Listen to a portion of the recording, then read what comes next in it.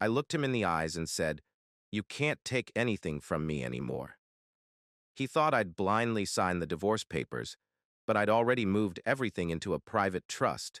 While he forged documents and plotted in secret, I was 3 steps ahead. In court, one error in his fake bank statements ruined him. When the judge said these transactions were impossible, I knew I'd won. That night, I blocked his number, stared out at the city lights, and whispered, "I won." This isn't just a divorce story. It's a masterclass in quiet revenge. My husband's name, Derek, used to be spoken with a gentleness that encircled my heart every morning. I was his entire world, he said in a voice as gentle as a morning. He would whisper it into my ear on calm evenings, his breath warm, giving me the impression that nothing could touch us. But that illusion was broken tonight when my name cut through the darkness. Not with affection, but with a strange, frigid malice that made me gasp. The bed next to me was vacant and cold when I woke up in the middle of the night. Derek had left. My initial assumption was harmless. Perhaps he was downstairs getting a glass of water or in the restroom. I was about to turn over and go back to sleep when a small noise broke the stillness. A low, purposeful murmur cutting through the silence of our house. I sat up with a thumping heart and tense nerves. Derek's cautious, restrained voice could be heard coming from down the corridor. Then came the words that chilled me to the bone. "She still has no suspicions."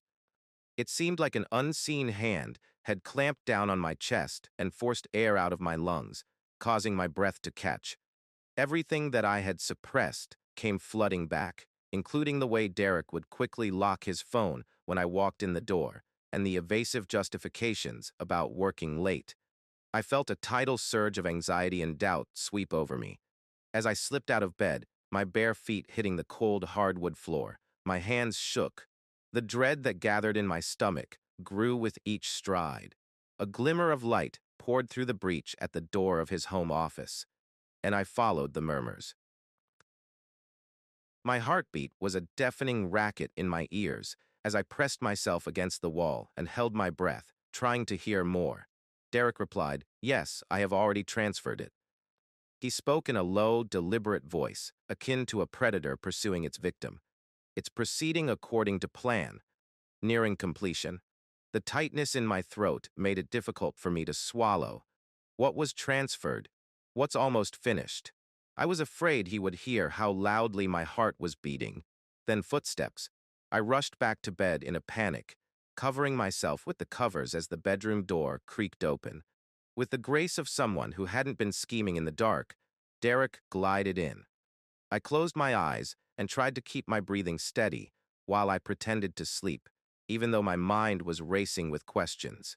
His steady breathing was a harsh imitation of the mayhem pouring through me, and the mattress dipped as he lay next to me. He had something to conceal, something evil, and I was at the center of it all. Derek was sleeping when I slipped into the kitchen the following morning, my phone shaking in my hands. I had never given our finances much thought. Derek was always in charge of the money, investments, and bills. I had complete faith in him. That faith, however, seemed like a noose fastening around my neck today. I launched the banking app and looked over the transactions. My heart was stabbed by every number.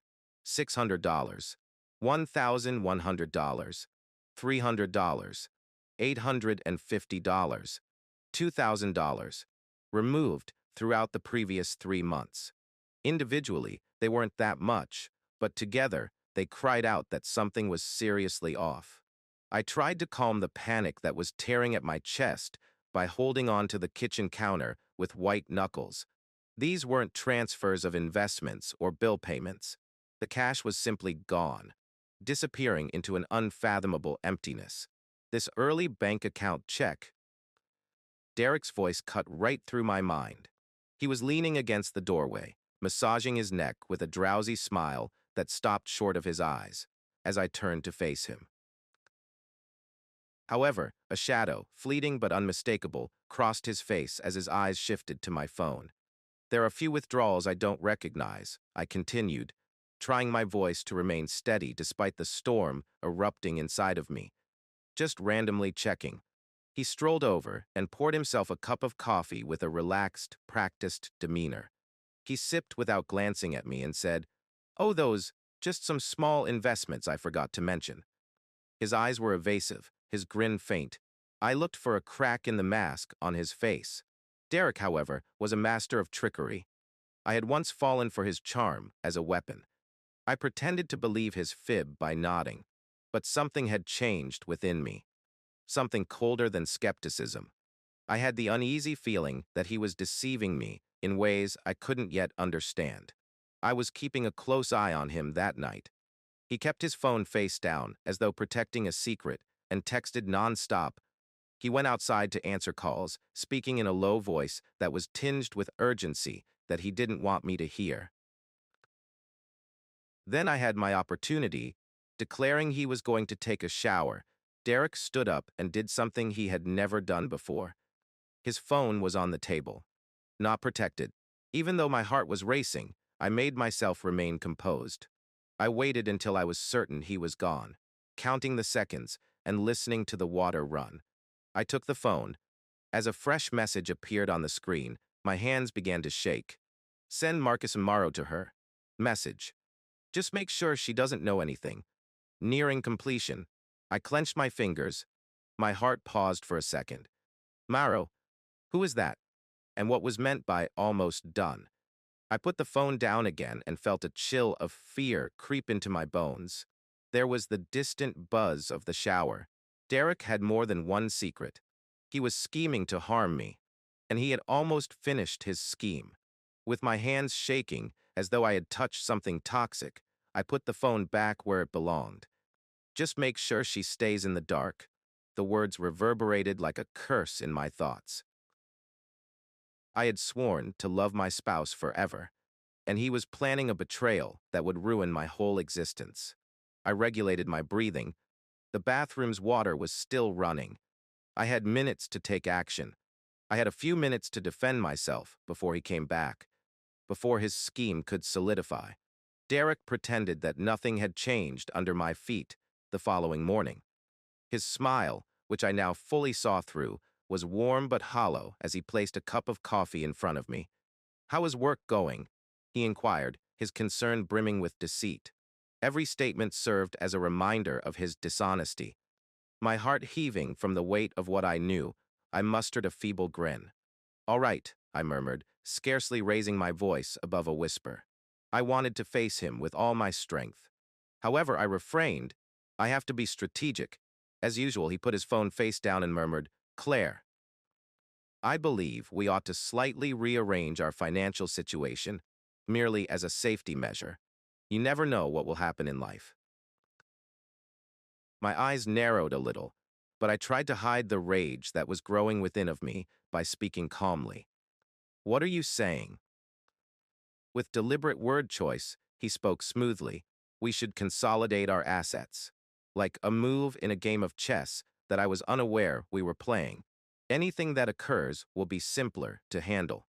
I'll take care of the documentation. Signing is all that is required." I gripped the coffee cup tighter. The ice in my veins did not melt despite the warmth. I had been anticipating this, seeing his scheme play out like a trap. He believed he could control me, make it seem like a prudent, easy action. However, I was no longer naive. I nodded slowly while grinning, my thoughts racing. "That makes sense. Could you first show me the documents?" A gleam of surprise flashed over his eyes. He hadn't anticipated my quick agreement. He quickly recovered, however, and nodded with ease that he had practiced. "Obviously, I'll have them prepared shortly." However, I didn't wait long. I contacted my lawyer and college best friend Julia as soon as Derek left for work. My voice wavered with haste. I was unable to allow him to outmaneuver me. I had to defend myself before he did anything else. I let everything out, including the nighttime whispering, the enigmatic withdrawals, the terrifying communication from Marcus Morrow. Silently, Julia listened. Her composure kept me grounded, and I knew from that composure that I wasn't going down without a fight. Julia's voice remained steady but urgent as I finished speaking. Claire, you must transfer your assets right away. I had been thinking about it all night long, waking up while Derek slept next to me, which was a betrayal in and of itself. My determination was strengthened when I heard Julia say it aloud, transforming my fear into action. We'll create a trust, she added. Transfer anything valuable under it into your name. Derek will be unable to spend any money. I said, do it. Despite the fear that was eating away at my heart, I spoke firmly. I refused to let him win, even though I felt the pressure of potentially losing everything I had worked so hard to achieve. We made all the final arrangements in less than 3 days. The apartment, the accounts for savings, the shares of investment, everyone is safe, locked out of Derek's grasp. He was unable to take anything from me at this time, no matter how hard he tried. He returned home early 4 days later. His eyes gleamed with a confidence that made my stomach turn, and he sat across from me with a sense of significance. I was aware that the time had come. Claire, he said, setting a pile of papers on the table and speaking in a measured tone, we must have a serious conversation. I looked at the documents. Despite my internal emotional turmoil, my heart remained steady. I'm prepared, I declared. What is it? I want a divorce, he declared in a composed, well-practiced voice, as if he had spoken it 100 times. I believe it's best this way. We are no longer together. I don't want the situation to worsen. My heart ached at the finality of it all. Yet I raised an eyebrow without expressing astonishment. Really? There was a moment of hesitation, a break in his mask, and then he continued. Indeed, this method works better. I kept quiet, allowing the moment to pass, allowing him to bear the consequences of his own statements. I then gently shoved the papers back in his direction. I said, there's something you should know before we talk about this. He scowled, his self-assurance faltering. What is it? I looked him in the eye and spoke in a clear, purposeful tone. Every word is a dagger. All of my assets have already been moved. The air grew heavier, like a storm cloud heavy. Derek stopped. His gaze expanded. The realization made his jaw tighten. What? Even though my pulse was thumping with an odd mixture of terror and victory, I persisted in saying, you can't take anything from me anymore. Everything is protected by the law. The funds, the investments, the flat. They're all safe. He didn't say anything. His barely controlled anger made his face twitch. He balled his hands into fists. I spoke steadily, even though I was shaking within from the weight of what I had done. Derek, you were correct about one thing. Nobody can foresee what will occur. I could see his thoughts running, planning his next move, trying to find a way to regain control. Even if he didn't answer, it made no difference. The balance of power had changed, and I was the one with the cards for the first time.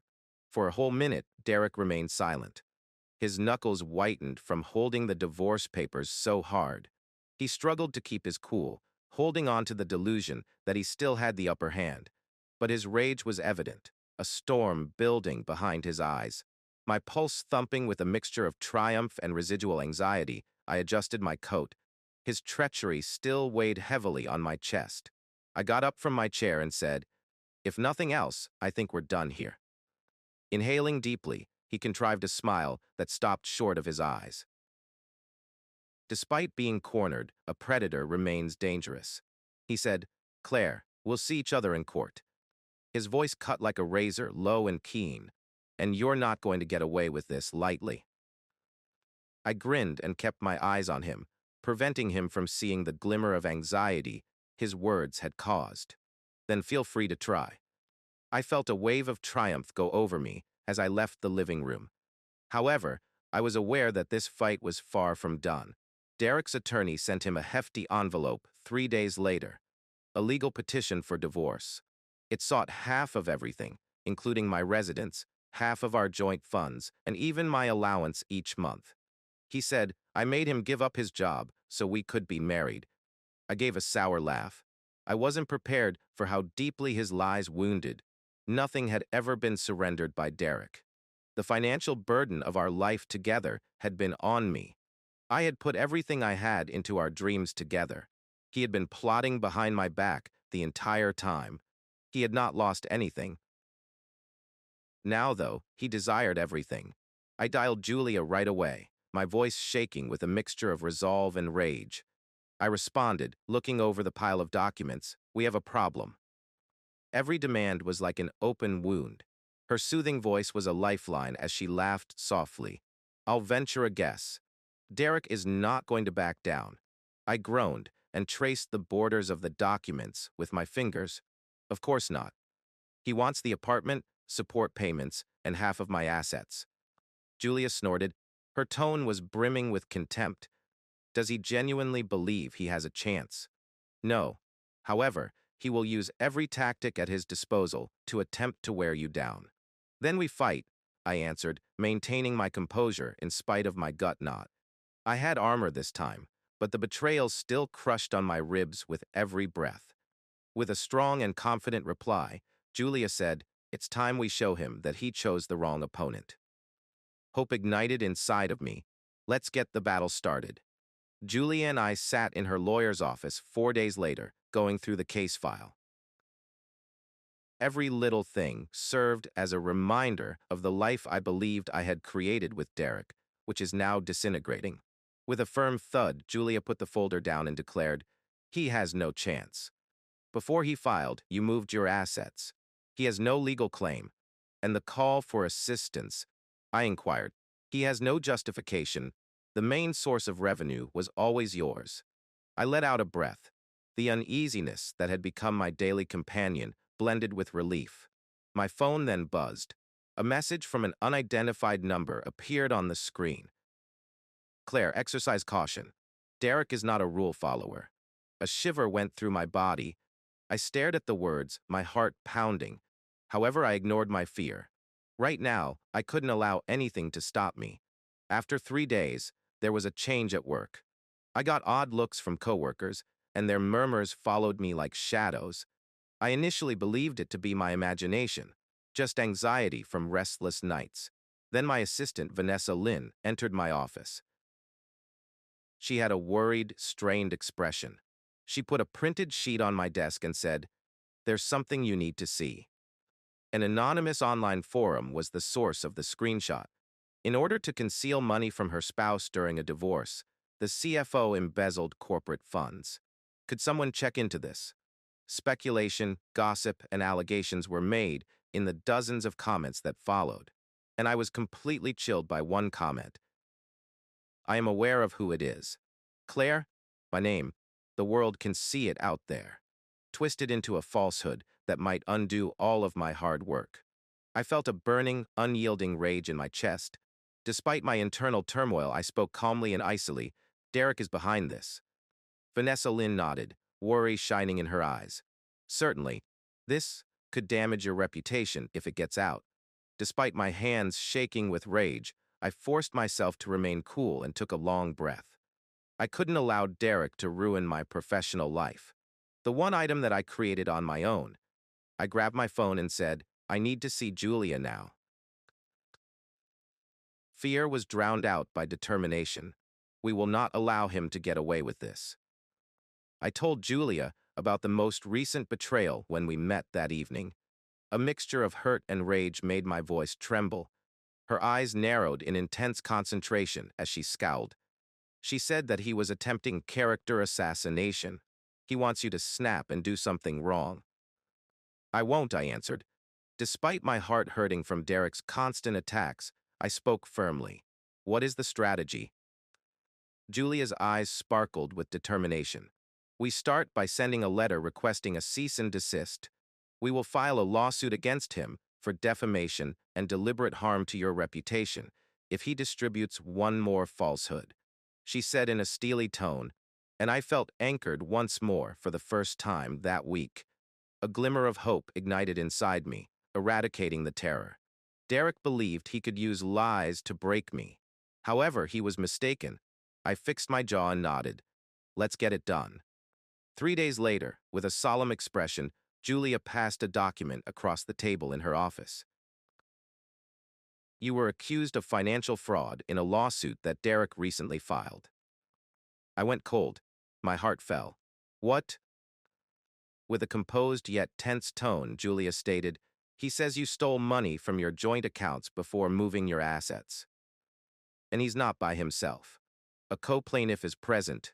I scanned the name that sent a chill down my spine as I opened the file. Murrow Marcus. Derek had a partner, someone who was conspiring with him to undermine me. Who is Marcus? My voice was dry as I asked, barely concealing the horror that was tearing at my throat. Julia grimaced as she crossed her arms. He has a reputation for fabricating financial paperwork. Numerous cases have been filed against him, but no one has been able to provide concrete proof. With each page of Derek's court filings, I became more irate. With my voice shaking with rage, I yelled, "These transactions aren't mine."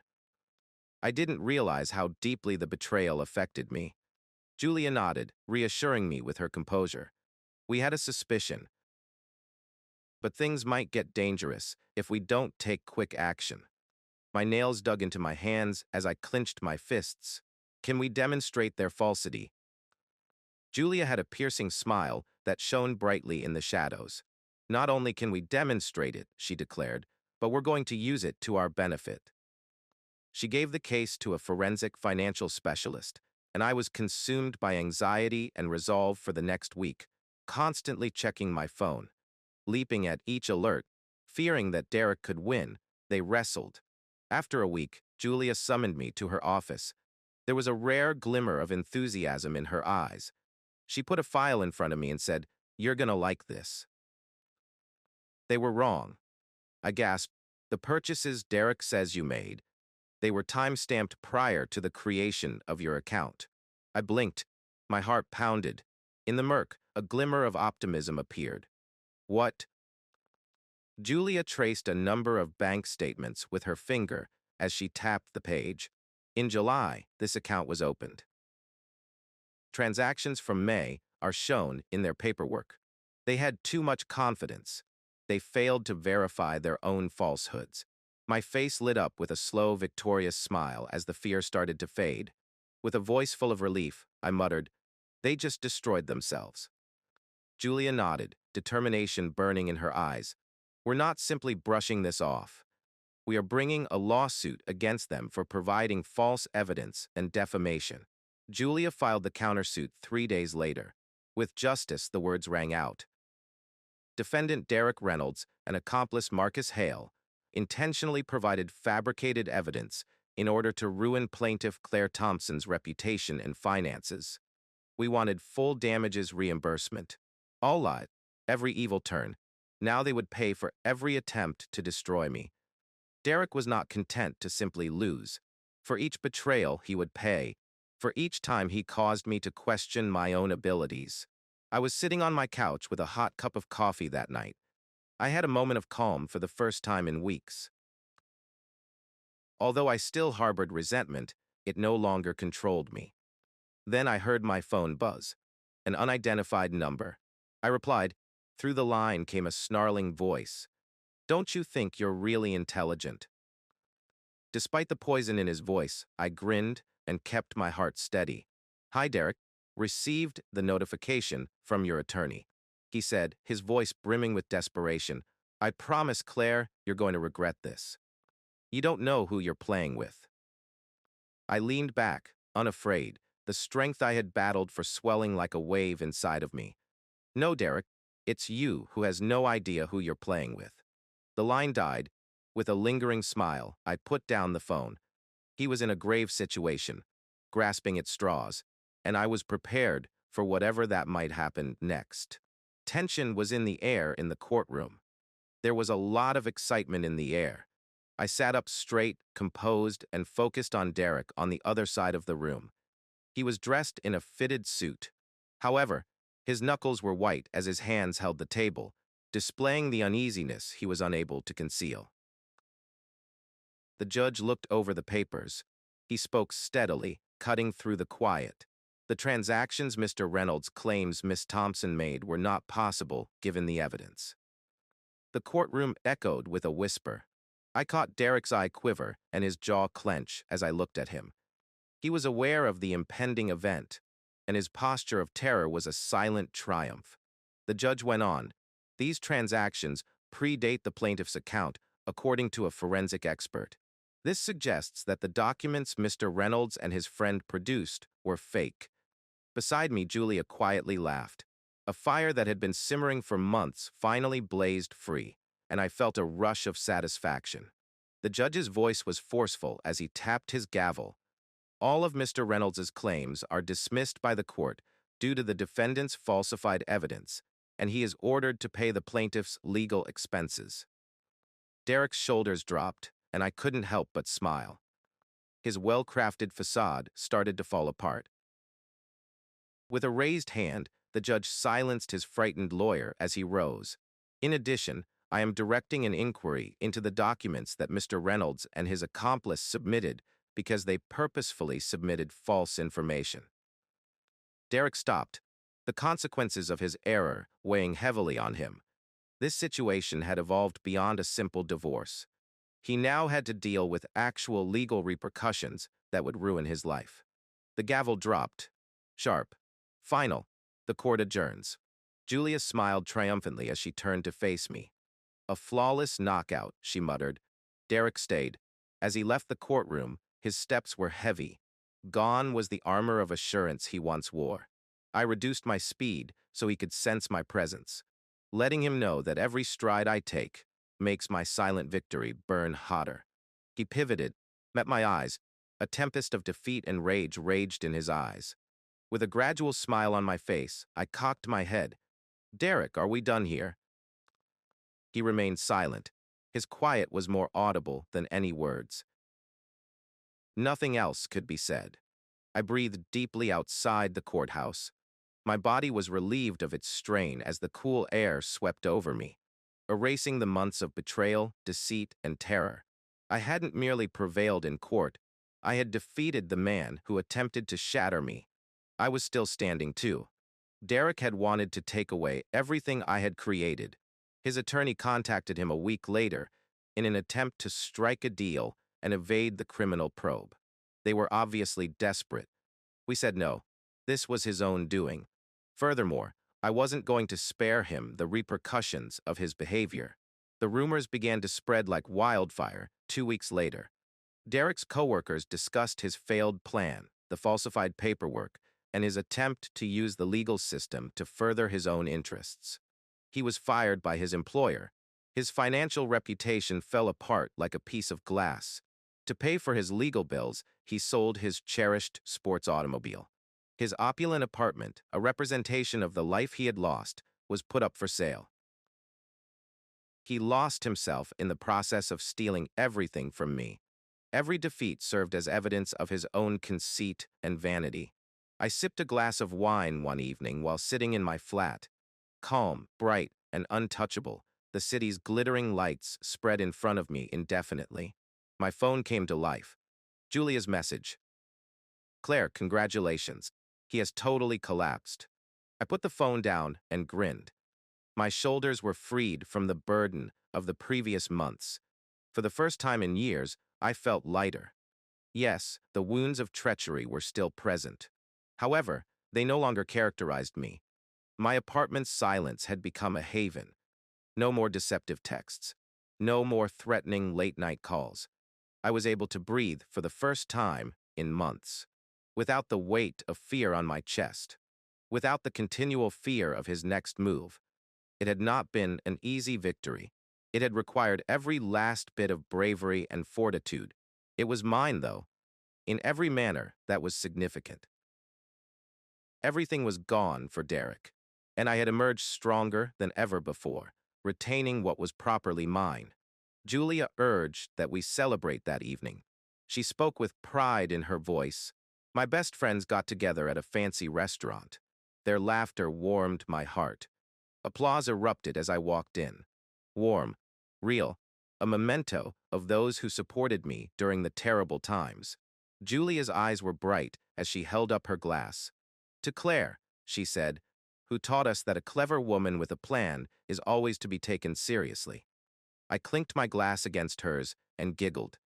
The flavor of victory was deep in the wine.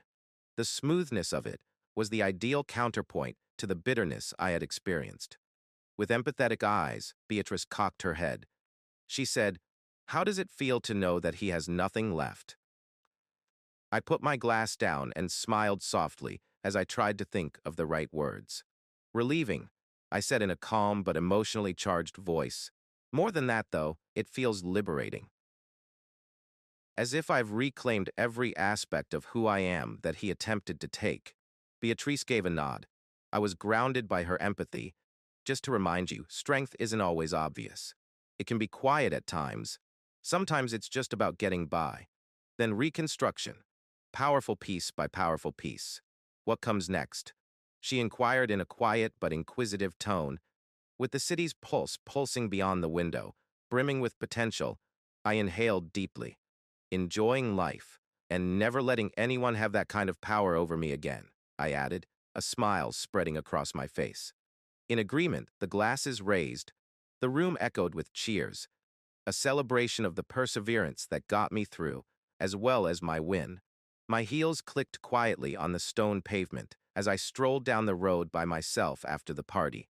With its golden lights bouncing off the rain-soaked streets, Chicago gleamed beneath the night sky, casting a promise-like dreamy gleam. I felt the crisp October breeze on my skin. Crisp, energizing. I tightened the pull on my coat to enjoy every moment of this freedom, not from the cold.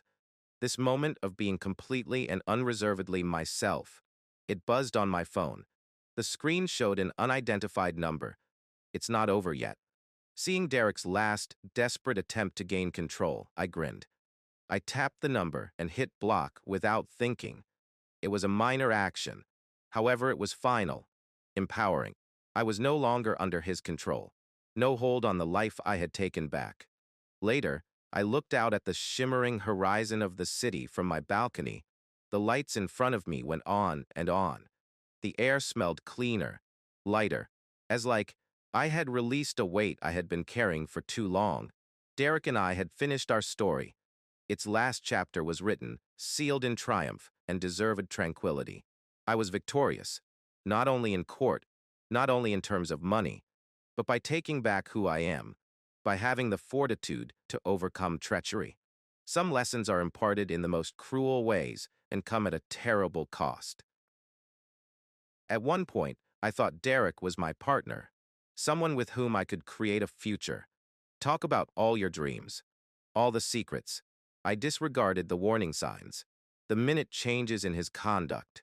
I believed that faith and love could overcome everything. I was mistaken. Even the people we care about the most have the potential to betray us in ways we never could have predicted. They cut right to the heart with their acts. But avoiding betrayal isn't what strength is all about. Because some individuals will take advantage of your trust and twist it for their own benefit, regardless of how cautious, caring, or generous you are. The next step is strength. When you get back up. When you quit putting the blame on yourself. When you rebuild, beautiful scarred brick by brick. And during that reconstruction, you find something potent. You were sufficient at all times, even if they caused you to question it, particularly at that time. What you do next is what counts. Do you crumble under the weight of their falsehoods and allow it to destroy you? Or do you get up more resilient, more sage, more uncompromising? I decided to get up, to defend myself with a fierceness I was unaware I had. Legal triumphs weren't the only aspect of my conflict with Derek. It served as a crash lesson in both financial and emotional self-defense. I used to think that being in love meant having no limits and sharing everything, including finances, dreams, and vulnerabilities. No protections. However, I learned something different from reality. Preparation is necessary for trust, particularly when power and money are at stake. Derek assumed I would be a simple target, a pawn in his manipulative game. He made a plan, he plotted, and he thought that under pressure I would break down. He was mistaken. I maintained my composure, formulated a strategy, and retaliated at the appropriate time. His arrogance proved to be his downfall. His hurry, his conceit, they revealed his lies' flaws, and I took back what was rightfully mine by using those crevices to bring him down. I allowed the faint bitterness to cling to my tongue as I sipped my wine, a silent reminder of the suffering that had made me stronger. I had moved on from the past. My soul is etched with its teachings. I had a future ahead of me, one in which I would never again allow anyone to dictate my destiny. Not everything in life is fair. Moreover, we are occasionally betrayed by the people we trust the most. Their acts cause scars that never go away. However, Claire's narrative goes beyond a divorce action. It demonstrates tenacity, to the strength of planning, to the need for self-defense. Keep control of your life at all times, especially in relationships where money is involved. And when treachery occurs, remain composed, create a strategy, and retaliate when the moment is appropriate. Because retaliation isn't the best win. It's taking back your identity. It's defending yourself against those who would bring you down. How do you feel about Claire's story of success and betrayal? Leave a comment below with your ideas and subscribe for more motivational tales of tenacity, fortitude, and the indomitable human spirit. The truth ultimately triumphed over the lies. I didn't have to yell, plead, or demolish.